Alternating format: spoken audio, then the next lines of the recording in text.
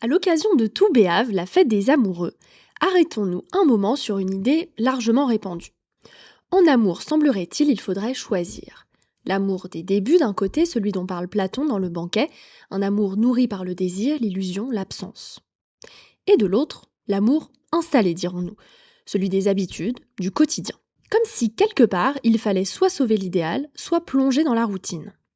La fête de Tout Béave nous invite peut-être à rassembler ces deux irréconciliables. D'après la Mishnah, la fête de Tout Béave marquait à l'époque du Temple un moment de joie. Ce jour-là, les jeunes filles dansaient dans les vignes et faisaient au fil de l'eau la connaissance de jeunes gens. C'était, d'après le traité Ta'anit du Talmud, un des jours les plus heureux du calendrier juif. On se situe là dans un cadre enchanté, on imagine aisément le bruissement des robes que s'empruntaient les jeunes filles en prévision de la soirée, et puis bien sûr les feuilles de vigne, la danse, le clair de lune, bref, une soirée propice au romanesque, à l'émoi.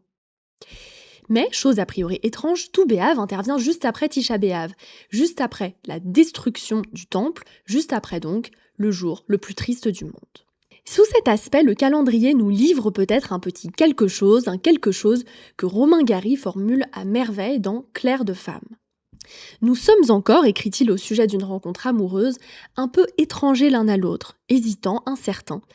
Il nous manque des discordes, des différends, des heurts, la découverte de nos travers, défauts et petitesses, toutes ces incompatibilités qui nous permettront de mieux nous sculpter l'un l'autre, de bricoler nos rapports, de nous ajuster. En d'autres termes, aussi féerique que soit le temps des débuts et des papillons dans le ventre, un coup de foudre, voire même un crush, nous laisse toujours un peu étrangers. La rencontre véritable se joue plus loin, plus tard, pas dans la routine, mais dans ce qu'elle a de raté, de catastrophe, d'erreur, de manquement. Et c'est peut-être ce que nous enseigne Tout Béave par son curieux emplacement dans le calendrier. L'amour ne fait pas l'économie des moments de tristesse, de deuil, de catastrophe, de discorde.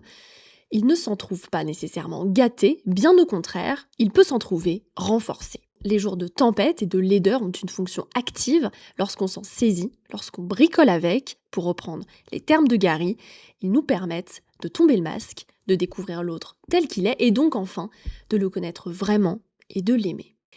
Et c'est peut-être là un des enseignements de Tout Béave. Les difficultés ne doivent pas être craintes, planquées, évitées. Ce sont elles qui donnent aux histoires toute leur profondeur. Ce sont elles, vraisemblablement, qui font du couple un terrain de vérité, au-delà des illusions du début et n'en déplaise au temps qui passe.